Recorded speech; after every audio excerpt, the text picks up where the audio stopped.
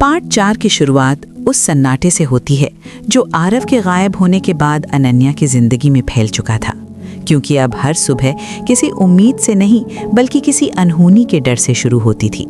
शहर वही था, सड़कें वही थीं, लेकिन अनन्या को लगने लगा था जैसे हर मोड़ पर कोई उसे देख रहा हो, जैसे हर साया आरव के नाम से जुड़ा हो। नील अब सामने नहीं आता था, लेकिन उसकी मौजूदगी हर फैसले में महसूस होती थी, जैसे उसने कहानी छोड़ दी हो लेकिन खेल अब भी उसी के नियमों पर चल रहा हो। अनन्या को धीरे धीरे एहसास हुआ कि आरव का गायब होना कोई अचानक लिया गया फैसला नहीं था, बल्कि एक सोची समझी रणनीति थी। ऐसी रणनीति जिसमें उसने खुद को मिटाकर बाकी सबको बचाने की कोशिश की थी। लेकिन सच्चाई ये थी कि आरव के जाने के बाद हालात और ज्यादा बिगड़ने लगे। सवाल उठने लगे, नाम लिए जाने लगे, और जिन दरवाजों को बंद समझा गया था वो एक एक करके खुलने लगे। अनन्या पहली बार सिस्टम के सामने खड़ी थी, प्यार के तौर पर नहीं, गवाह के तौर पर। और वहीं उसे समझ आया कि ये लड़ाई अब दिल की नहीं, हिम्मत की है। हर पूछताछ के बाद उसका भरोसा थोड़ा थोड़ा टूटता गया, क्योंकि उसे लगने लगा कि सच बताना भी हमेशा सही लोगों को नहीं बचाता। उसी दौरान उसे पता चलता है कि आरव पूरी तरह गायब नहीं हुआ है। वो किसी जगह मौजूद है, लेकिन जानबूझकर सामने नहीं आ रहा, क्योंकि अगर वो लौटेगा तो अनन्या सुरक्षित नहीं रहेगी। ये जानकर अनन्या के भीतर एक अलग ही आग जल उठती है, प्यार की नहीं, आत्मसम्मान की। और पहली बार वो तय करती है कि अब वो सिर्फ किसी की कुर्बानी पर जिंदा नहीं रहेगी। वो खुद आगे बढ़ती है, फाइलें फिर से खोलती है, पुराने नामों को जोड़ती है, और उसी प्रक्रिया में उसे समझ आता है कि आरव अकेला दोषी नहीं था, वो बस सबसे आसान चेहरा था जिसे दोषी बनाया जा सकता था। नील फिर सामने आता है, इस बार बिना रहस्य के, और साफ कह देता है कि अगर आरव वापस आया तो कहानी का अंत किसी के लिए अच्छा नहीं होगा। अनन्या पहली बार नील से डरती नहीं बल्कि उससे सवाल करती है, और यही सवाल कहानी का सबसे खतरनाक मोड़ बन जाता है, क्योंकि अब अनन्या को पता चल चुका था कि अगर वो चुप रही तो आरव अपराधी कहलाएगा, और अगर वो बोली तो पूरा सिस्टम हिल जाएगा। रात के एक हिस्से में अनन्या को आरव का आखिरी मैसेज मिलता है, बिना भावना के, बिना प्यार के, बस एक लाइन, अगर मैं लौटा तो सब टूट जाएगा। और उसी लाइन के साथ पार्ट 4 वहीं रुक जाता है, क्योंकि अब सवाल ये नहीं है कि आरव सही था या गलत, सवाल ये है कि क्या सच सामने लाने के लिए किसी को हमेशा के लिए खोना ही पड़ता है। यही सवाल अनन्या के भीतर एक आग की तरह जल रहा था, क्योंकि अब ये लड़ाई किसी एक इंसान की नहीं रही थी, ये उस सिस्टम की बन चुकी थी जो सच को तब तक कुचलता है जब तक वो किसी फाइल में बंद ना हो जाए। अनन्या ने पहली बार महसूस किया कि डर सिर्फ व्यक्तिगत नहीं होता, डर को संस्थागत भी बनाया जा सकता है। नोटिस, समन, सवाल और वो निगाहें जो सीधे आंखों में नहीं देखती। वो हर दिन एक नए दफ्तर में जाती, हर बार वही सवाल सुनती, लेकिन हर बार जवाब थोड़ा बदल जाता, क्योंकि सच अब एक सीधी रेखा नहीं था, वो परतों में बटा हुआ था। अनन्या जानती थी कि सिस्टम को हराने के लिए गुस्सा नहीं, धैर्य चाहिए। उसने अपनी आवाज़ ऊंची नहीं की, उसने सबूत जोड़े, तारीखें, कॉल लॉग्स, दस्तावेज और उन चुप्पियों का हिसाब जो जानबूझकर रखी गई थी। नील का नाम अब कागजों में नहीं था, लेकिन उसके बनाए ढांचों की छाया हर कमरे में थी। वो सामने नहीं आता था, मगर हर नियम उसी के हिसाब से मुड़ता था। अनन्या को पहली जीत तब मिली जब एक फाइल जो गायब बताई जा रही थी अचानक मिल गई, और उस फाइल में आरव का नाम नहीं बल्कि उन लोगों के हस्ताक्षर थे जो हमेशा पर्दे के पीछे रहते हैं। उसी दिन अनन्या ने तय किया कि वो किसी को बचाने के लिए सच नहीं लाएगी, वो सच लाकर सबको बराबर खड़ा करेगी। सिस्टम ने पलट कर वार किया, किरदार पर सवाल, नीयत पर शक और अतीत को उछालकर वर्तमान को बदनाम करने की कोशिश की। लेकिन अनन्या अब टूटने वाली नहीं थी। उसने पहली बार खुले तौर पर कहा कि अगर सच अपराध है तो वो अपराध करेगी। भीड़ बढ़ने लगी, सवाल बाहर आने लगे, और वही मीडिया जिसे कभी उसने शोर समझा था अब ढाल बन गया। इसी बीच एक रात बिना चेतावनी एक सुरक्षित चैनल से उसे आरव का संदेश मिला। लंबा नहीं, भावुक नहीं, बस इतना कि वो जिंदा है, और ये कि अगर अनन्या एक कदम और बढ़ाएगी तो सिस्टम उसे कुचलने की पूरी कोशिश करेगा। अनन्या ने जवाब नहीं दिया, उसने वही किया जो सिस्टम सबसे ज्यादा डरता है, वो आगे बढ़ी। सुनवाई के दिन कमरे की हवा भारी थी, शब्द हथियार बन चुके थे और चुप्पी गवाह। अनन्या ने अपने बयान में किसी का नाम नहीं लिया, उसने पैटर्न दिखाया, कैसे फैसले बनते हैं, कैसे फाइलें खोती हैं, कैसे दोष तय होता है। और उसी पैटर्न में आरव का गायब होना एक रणनीति की तरह सामने आया, न कि अपराध की तरह। सिस्टम डगमगाया, पूरी तरह नहीं, लेकिन इतना कि दरार दिखने लगे। उसी दरार से एक और गवाह सामने आया, डरा हुआ, थका हुआ, और सच ने पहली बार अकेले अनन्या का बोझ नहीं ढोया। बाहर बारिश हुई, अंदर फैसले टले, लेकिन कहानी ने दिशा बदल ली थी। आखिरी पल में जब सबको लगा कि अनन्या थक जाएगी, उसने कहा कि वो समझौता नहीं करेगी, क्योंकि समझौते में सच नहीं बचता। कमरे के बाहर उसे आरव की एक झलक मिली, दूर, धुंधली। ये शायद ये बस उम्मीद थी, फर्क नहीं पड़ा, क्योंकि अब अनन्या किसी एक चेहरे के लिए नहीं, एक सच्चाई के लिए खड़ी थी। और कहानी वहीं थम गई, उस अधूरे फैसले पर, क्योंकि सिस्टम पूरी तरह नहीं गिरता, वो झुकता है, और उसी झुकाव में सबसे बड़ा खतरा छुपा होता है। क्या सच जीत पाएगा, या जीतते जीतते किसी को सचमुच हमेशा के लिए खोना ही पड़ेगा? और शायद यही एहसास अनन्या को भीतर से चीरने लगा था, क्योंकि वो अब समझ चुकी थी कि ये रिश्ता उसे धीरे धीरे नहीं, बल्कि एक ही झटके में तोड़ने वाला है। उस रात जब आरव उसके सामने बैठा था, कमरे में कोई बहस नहीं थी, कोई ऊंची आवाज़ नहीं थी, फिर भी माहौल इतना भारी था कि सांस लेना मुश्किल लग रहा था। अनन्या की आंखें आरव के चेहरे पर टिकी थीं, लेकिन वो चेहरा अब वैसा नहीं लग रहा था जैसा उसने पहली बार देखा था। अब उसमें भरोसा नहीं, थकान थी, और वही थकान अनन्या के भीतर गुस्से की तरह भरती जा रही थी। अचानक, बिना योजना के, बिना तैयारी के, अनन्या रो पड़ी। धीरे नहीं, चुपचाप नहीं, बल्कि ऐसे जैसे कोई बांध टूट गया हो। उसके कंधे कांपने लगे, सांसें बिखर गईं, और हर वो शब्द जो उसने महीनों से दबा रखा था, आंसुओं के साथ बाहर आने लगा। वो बार बार यही कहती रही कि उसे आधा सच नहीं चाहिए था, उसे सुरक्षा चाहिए थी, उसे ये महसूस करना था कि वो किसी के लिए बस एक विकल्प नहीं है। और हर वाक्य के साथ उसका दर्द और साफ होता गया। आरव पास आया, उसे संभालना चाहा, लेकिन अनन्या ने उसके हाथ झटक दिए, क्योंकि अब उसे सहारे नहीं, जवाब चाहिए थे। वो पहली बार जोर से बोली कि उसे इस रिश्ते में खुद को पहचानना बंद करना पड़ गया है, कि वो हर दिन इस डर के साथ जागती है कि कहीं आज वो पूरी तरह खो ना जाए। और ये कहते हुए उसकी आवाज़ टूट गई, इतनी बुरी तरह कि खुद उसे अपनी आवाज़ अजनबी लगने लगी। आरव कुछ कहना चाहता था, सफाई देना चाहता था, लेकिन अनन्या ने उसे रोक दिया, क्योंकि अब वो सफाई सुनने की हालत में नहीं थी। उसे लगा जैसे उसने अपने दिल का हर टुकड़ा इस रिश्ते में रख दिया, और बदले में सिर्फ अनिश्चितता पाई। वो फर्श पर बैठ गई, घुटनों में सिर छुपाकर, और उसी हालत में बोली कि वो थक चुकी है मजबूत बनने से, समझदार होने से, इंतज़ार करने से। और ये कबूलनामा उसके ब्रेकडाउन का सबसे डरावना हिस्सा था। आरव उसे देखता रहा, पहली बार बिल्कुल बेबस, क्योंकि कुछ टूटन ऐसी होती है जिसे कोई और जोड़ नहीं सकता। कमरे में सन्नाटा था, लेकिन उस सन्नाटे में अनन्या के सिसकने की आवाज़ गूंज रही थी, जैसे हर दीवार उसके दर्द की गवाह बन रही हो। धीरे धीरे रोना थमा, लेकिन खालीपन रह गया, ऐसा खालीपन जो आंसुओं से नहीं भरता। अनन्या उठी, आईने के सामने गई, और अपनी लाल आंखों को देखते हुए खुद से कहा कि अगर वो आज नहीं रुकी तो कल खुद को पहचान नहीं पाएगी। उसने आरव की तरफ देखा, अब उसमें प्यार कम और दूरी ज्यादा थी, और उसी पल समझ गई कि ये ब्रेकडाउन सिर्फ एक रात का नहीं है, ये उस बदलाव की शुरुआत है जो उसे हमेशा के लिए अलग इंसान बना देगा। बाहर सुबह की हल्की रोशनी फैलने लगी थी, लेकिन कमरे के भीतर कुछ भी उजला नहीं हुआ था, क्योंकि दोनों जानते थे कि जो टूट चुका है वो अब पहले जैसा कभी नहीं होगा। और कहानी वहीं थम गई, उस पल पर जहां दर्द ने पहली बार दिशा बदली थी, क्योंकि उस टूटन के बाद अनन्या को पहली बार एहसास हुआ कि प्यार हमेशा शोर करके नहीं बदलता, कई बार वो खामोशी में अपनी शक्ल बदल लेता है। वो रात गुजर गई थी, आंसू सूख चुके थे, लेकिन उनके निशान दिल पर रह गए थे। अनन्या अब रो नहीं रही थी, पर उसकी आंखों में एक अजीब सी नरमी आ गई थी, ऐसी नरमी जो माफ करने की नहीं, समझने की होती है। आरव उसके सामने बैठा था, बहुत पास, लेकिन पहली बार वो दूरी सुरक्षित लग रही थी, क्योंकि अब वहाँ उम्मीदों का बोझ नहीं था, सिर्फ दो थके हुए दिल थे जो एक दूसरे की मौजूदगी को बिना मांगे स्वीकार कर रहे थे। अनन्या ने महसूस किया कि प्यार अब उसे खींच नहीं रहा, बल्कि थाम रहा है, धीरे, बिना जोर लगाए। और यही बदलाव सबसे ज्यादा रोमांटिक था, क्योंकि इसमें डर नहीं था कि कोई चला जाएगा, बल्कि सुकून था कि जो रहेगा सच के साथ रहेगा।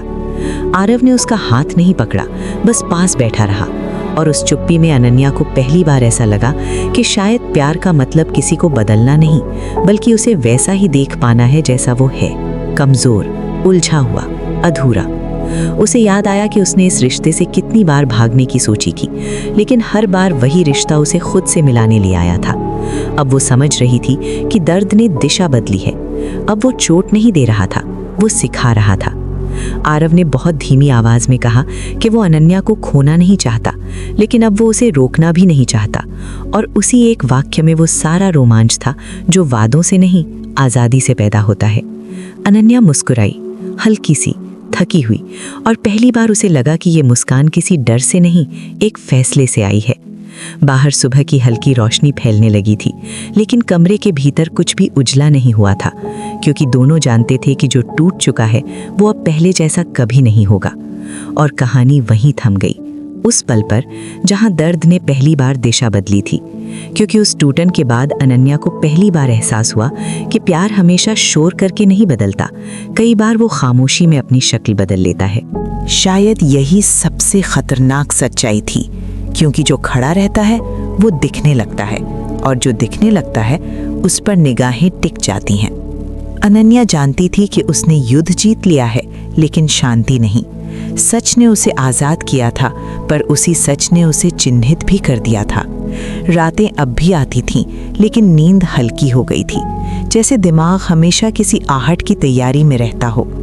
कभी कभी उसे लगता कि कोई देख रहा है, कोई नाम नहीं, कोई चेहरा नहीं, बस एक एहसास, वही एहसास जो हर उस इंसान को होता है जिसने सिस्टम को झुका दिया हो, तोड़ा नहीं। अखबारों में नाम बदल गए थे, चेहरों पर नई मुस्कानें थीं, लेकिन पर्दे के पीछे वही अंधेरा सांस ले रहा था। बस अब उसने बोलना सीख लिया था। एक शाम अनन्या के दरवाजे के नीचे एक लिफाफा मिला, बिना नाम, बिना पता, और भीतर सिर्फ एक लाइन लिखी थी, कुछ जीतें खत्म नहीं होती, वो बस शुरू होती हैं। अनन्या ने लिफाफा जला दिया, लेकिन शब्द नहीं जले। वो उसके भीतर बैठ गए, चुपचाप, इंतजार में। उसने आईने में खुद को देखा। आंखों में डर नहीं था, पर मासूमियत भी नहीं बची थी। और पहली बार उसे समझ आया कि सच से निकलकर इंसान या तो टूटता है, या फिर वो बन जाता है जिससे दूसरों को डर लगने लगता है। बाहर शहर जगमगा रहा था, अंदर कहानी अब भी जिंदा थी, क्योंकि कुछ अंत दरवाजे बंद नहीं करते, वो बस ये तय करते हैं कि अगली दस्तक कितनी जोर की होगी। और कहीं दूर, बहुत दूर नहीं, कोई इस कहानी को दोबारा खोलने की तैयारी कर रहा था। शायद यही सबसे डरावनी बात थी कि ये कोई बाहर नहीं, भीतर से आता है। अनन्या को ये एहसास अचानक नहीं हुआ, बल्कि धीरे धीरे, जैसे किसी कमरे में गैस भरती है और इंसान को तब पता चलता है जब सांस भारी हो जाए। उसे लगने लगा कि जिन सवालों को उसने खत्म समझ लिया था, वो बस रूप बदल कर लौट रहे हैं, कभी किसी नए चेहरे में, कभी किसी पुराने नाम की परछाई में। शहर में सब सामान्य दिखता था, लेकिन सामान्य ही सबसे बड़ा छलावा होता है, क्योंकि जब सिस्टम खुद को ठीक दिखाने लगता है, तभी वो सबसे ज्यादा छुपाता है। अनन्या ने महसूस किया कि सच के बाद की दुनिया में दुश्मन सामने नहीं आते, वो नियम बनकर आते हैं, नीतियों में, प्रक्रियाओं में, उन फैसलों में जिन पर हस्ताक्षर तो नए होते हैं, मगर सोच वही पुरानी रहती है। उसे पुराने केसों की फाइलें फिर से दिखने लगीं, नए नामों के साथ वही पैटर्न, गायब दस्तावेज, देर से आए गवाह, और वो चुप्पी जो किसी भी बयान से ज्यादा बोलती है। एक रात बहुत देर तक काम करते हुए उसकी स्क्रीन पर एक नोटिफिकेशन चमका। कोई सिस्टम अपडेट नहीं, कोई ईमेल नहीं, बस एक खाली विंडो, और फिर एक लाइन टाइप हुई, तुमने एक दरवाजा खोला है। अनन्या ने तुरंत सिस्टम बंद किया, लेकिन उसे पता था कि जो भीतर आ चुका है वो बंद करने से नहीं जाता। उसे आरव की याद आई, उसकी आखिरी शांति, उसका चुना हुआ अंत, और पहली बार अनन्या को लगा कि शायद उसकी कुर्बानी अधूरी थी, क्योंकि कुर्बानियां कभी एक ही कहानी को खत्म नहीं करती, वो अगली कहानी का आधार बनती हैं। अगले दिनों में उसे छोटे छोटे संकेत मिलने लगे, एक मीटिंग रद्द होना, एक रिपोर्ट का अचानक बदल जाना, और एक नया नाम जो बार बार सामने आने लगा, बिना चेहरा दिखाए, जैसे कोई देख रहा हो कि अनन्या अब कितनी दूर तक जाएगी। उसने खुद से पूछा कि क्या वो फिर से खड़ी होगी या इस बार पीछे हटेगी, और उसी सवाल में उसे जवाब भी मिला, क्योंकि जो इंसान एक बार सच के लिए खड़ा हो चुका हो वो दोबारा बैठना सीख ही नहीं पाता। अनन्या ने अपने दायरे को बदला। अब वो अकेली नहीं थी। उसने ऐसे लोगों को जोड़ा जो हार चुके थे, जो सिस्टम से बाहर कर दिए गए थे और जिनकी कहानियां कभी हेडलाइन नहीं बनी थीं। ये कोई संगठन नहीं था, ये कोई आंदोलन भी नहीं था, ये एक समझ थी कि अगली लड़ाई शोर से नहीं, धैर्य से लड़ी जाएगी। और यही बात उस किसी को बेचैन करने लगी। एक शाम उसी कैफे के पास जहां कहानी ने पहली बार सांस ली थी, अनन्या को फिर से वही एहसास हुआ। कोई देख रहा है, इस बार डर के साथ नहीं, चुनौती के साथ। सामने की खिड़की में उसका अक्स था, लेकिन पीछे की परछाई उसकी नहीं थी। वो पलटा नहीं, क्योंकि अब उसे पलटने की जरूरत नहीं थी। वो जान चुकी थी कि कहानी दोबारा खुल चुकी है, और इस बार ये किसी एक आदमी या एक सिस्टम की नहीं होगी। ये उस दुनिया की होगी जो सच से डरती है। बारिश शुरू हुई, हल्की नहीं, लगातार। और उस बारिश में अनन्या मुस्कुराई नहीं, लेकिन उसकी आंखों में वही ठहराव लौट आया जो कभी आरव की आंखों में था। वो ठहराव जो बताता है कि इंसान अब अंत नहीं ढूंढ रहा, वो तैयारी कर रहा है। कहानी यहीं खत्म नहीं हुई, क्योंकि कुछ कहानियां खत्म होने के लिए नहीं लिखी जाती। वो बस ये तय करती हैं कि अगली बार अंधेरा कितना गहरा होगा और कौन उसे रोशनी कहने की हिम्मत करेगा। शायद यही हिम्मत आरव की असली विरासत थी। कोई नाम, कोई स्मारक नहीं, बल्कि वो अधूरा साहस जो दूसरों के भीतर जगा दिया जाए। सच के बाद की दुनिया ने अनन्या को चैन नहीं दिया। उसने शहर को बदलते देखा, नियमों को रंग बदलते देखा, और उन्हीं नियमों के बीच एक अजीब सी दरार महसूस की, जैसे किसी ने बहुत सावधानी से छोड़े हुए निशान फिर से जोड़ दिए हों। शुरुआत छोटी थी, एक पुरानी फाइल का अचानक सार्वजनिक होना, एक गुमनाम ईमेल जिसमें आरिफ की लिखावट की झलक थी, और कुछ ऐसे तथ्य जो वही जान सकता था जिसने सब कुछ खोकर भी सब कुछ याद रखा हो। अनन्या ने खुद को समझाया कि ये संयोग हो सकते हैं, लेकिन संयोगों की एक आदत होती है, वे बार बार हों तो संकेत बन जाते हैं। उसी रात उसे एक सुरक्षित चैनल पर संदेश मिला। विरासत बोझ नहीं होती, दिशा होती है। हस्ताक्षर नहीं था, लेकिन शब्दों का ठहराव वही था, आरव का। दिन बीतते गए और संकेत स्पष्ट होते गए। जिन मामलों को सिस्टम ने बंद कहा था, वे एक एक करके खुलने लगे, बिना शोर, बिना चेहरे, जैसे किसी ने भीतर से ताले खोले हों। अनन्या ने देखा कि जिन लोगों को कभी बोलने का मौका नहीं मिला था, वे अब सावधानी से सटीक शब्दों में सामने आ रहे हैं। कोई उन्हें जोड़ रहा था, कोई उन्हें समय दे रहा था। यही आरव की विरासत थी, मंच नहीं, प्रक्रिया, नेता नहीं, नेटवर्क। और नेटवर्क तब सबसे मजबूत होता है जब उसका केंद्र दिखता नहीं। रहस्यमय वापसी का पहला ठोस इशारा तब मिला जब एक सुनवाई में ऐसा दस्तावेज पेश हुआ जिसे नील ने सालों पहले अस्तित्वहीन घोषित कर दिया था। अनन्या की नज़र पन्नों पर नहीं, हाशिए कर गई। एक छोटी सी निशानी, एक कोड जो सिर्फ 3 लोग जानते थे। उसका दिल धड़क उठा। ये खेल बाहर से नहीं चल रहा था। उसी शाम उसी कैफे के पास जहां बारिश ने पहली बार कहानी को भिगोया था, अनन्या ने खिड़की के शीशे में एक परछाई देखी, साफ नहीं, स्थिर नहीं, और फिर हवा में वही वाक्य, मैं लौट नहीं रहा, मैं चल रहा हूं। आरव की वापसी देह की नहीं थी, प्रभाव की थी। उसने खुद को चेहरा नहीं बनाया, उसने रास्ते बनाए। जिन जगहों पर सिस्टम की निगाहें सबसे तेज थीं, वहां वो नहीं था। जहां निगाहें थक जाती थीं, वहां उसकी छाप थी। अनन्या को समझ आ गया कि अगर वो सामने आया तो कहानी फिर किसी एक आदमी की बन जाएगी, और यही वो नहीं चाहता था। उसकी विरासत यही थी कि सच किसी एक कंधे पर न टिके, बल्कि कई कंधों पर बराबरी से बटे। अब नील की चालें नंगी होने लगीं। वो भी समझ चुका था कि जिस आदमी को उसने हटा दिया था, वो हटकर और फैल गया है। जवाब में सिस्टम ने नए नियम बनाए, जटिल, चमकदार, लेकिन जटिलता अक्सर डर की भाषा होती है। अनन्या ने देखा कि हर नए नियम के साथ कहीं ना कहीं एक पुराना सच झलक जाता है, जैसे स्याही के नीचे से पुरानी लिखावट, और हर झलक के साथ लोगों में वही सवाल लौट आता है, अगर वो आदमी सचमुच गया होता तो ये सब कैसे संभव होता। एक रात बहुत देर बाद अनन्या को एक जगह बुलाया गया। कोई पता नहीं, बस निर्देश। वहाँ कोई नहीं था, सिर्फ एक प्रोजेक्शन, डेटा, समय रेखाएं और अंत में एक संदेश। विरासत तब पूरी होती है जब तुम अकेले खड़े होने से डरना छोड़ दो। अनन्या समझ गई, ये वापसी उसे लेने नहीं आई थी, उसे तैयार करने आई थी। उसने पहली बार महसूस किया कि आरव का सबसे बड़ा बलिदान यही था कि उसने खुद को कथा से अलग कर दिया ताकि कथा जिंदा रह सके। लेकिन हर विरासत की एक कीमत होती है। जैसे जैसे सच आगे बढ़ा, खतरा भी बढ़ा।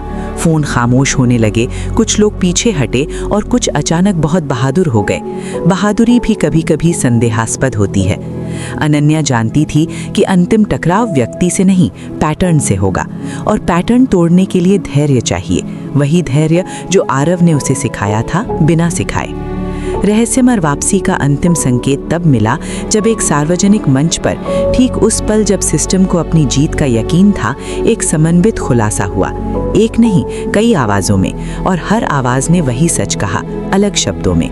मंच पर कोई नायक नहीं था, भीड़ में कोई चेहरा नहीं उभरा, लेकिन असर वैसा ही था जैसे किसी नायक के उभरने से होता है। नील ने समझ लिया कि उसने आदमी से लड़ाई लड़ी थी, विचार से नहीं। उस रात अनन्या अकेली नहीं थी। वो खिड़की के पास खड़ी थी, शहर की रोशनी देखती हुई, और उसे लगा कि कहीं बहुत पास, बहुत शांत कोई चल रहा है, न लौटते हुए न जाते हुए, बस चलते हुए। उसने फुसफुसा कर कहा, अब आगे? जवाब हवा में खुल गया, अब तुम। और यही कहानी फिर खुली रह गई, क्योंकि आरिफ की विरासत यही थी कि वापसी कभी अंतिम नहीं होती, वो हर उस कदम में होती है जो अंधेरे को नाम देने की हिम्मत करे, और हर उस आवाज़ में जो कहे रोशनी अभी बाकी है। लेकिन अनन्या अब जान चुकी थी कि हर रोशनी देखने के लिए नहीं होती, कुछ रोशनियां सिर्फ पहचानने के लिए होती हैं, और जो उन्हें पहचान ले वही अगला निशाना बनता है। शहर की रातें फिर से बदलने लगी थीं। सड़कों पर वही हलचल थी, लेकिन हवा में एक नई सतर्कता तैर रही थी, जैसे हर कदम सुन लिया जाता हो। जिन चेहरों ने पहले समर्थन दिया था, वे अब दूरी रखने लगे थे, डर से नहीं, समझ से, क्योंकि समझ आ चुकी थी कि ये लड़ाई नामों से नहीं, ढांचों से है। अनन्या ने महसूस किया कि आरव की विरासत अब किसी संदेश में नहीं, किसी दस्तावेज में नहीं, बल्कि उन खामोशियों में है जो सही समय पर बोलने की तैयारी कर रही हैं। उसी रात उसे एक आखिरी संकेत मिला। कोई मैसेज नहीं, कोई कॉल नहीं, बस उसके दरवाजे पर रखी एक घड़ी जिसकी सुइयां रुकी हुई थी। नीचे एक पर्ची, समय तब रुकता है जब कोई देख रहा हो। अनन्या ने घड़ी उठाई नहीं, उसने खिड़की खोली और बाहर देखा। कोई नहीं, लेकिन उसे यकीन था कि कोई बहुत पास है। अब डर उसे रोकता नहीं था, वो उसे दिशा देता था। उसने अपने सारे कागज समेटे, एक नहीं कई सुरक्षित रास्तों पर बांटे, क्योंकि विरासत तभी जिंदा रहती है जब वो अकेली न हो। अगली सुबह खबरें सामान्य थीं, कोई बड़ा खुलासा नहीं, कोई गिरफ्तारी नहीं, और यही असामान्यता सबसे ज्यादा शोर कर रही थी। सिस्टम ने मुस्कुराकर कहा, सब ठीक है, और अनन्या ने समझ लिया कि यही वाक्य सबसे बड़ा झूठ है।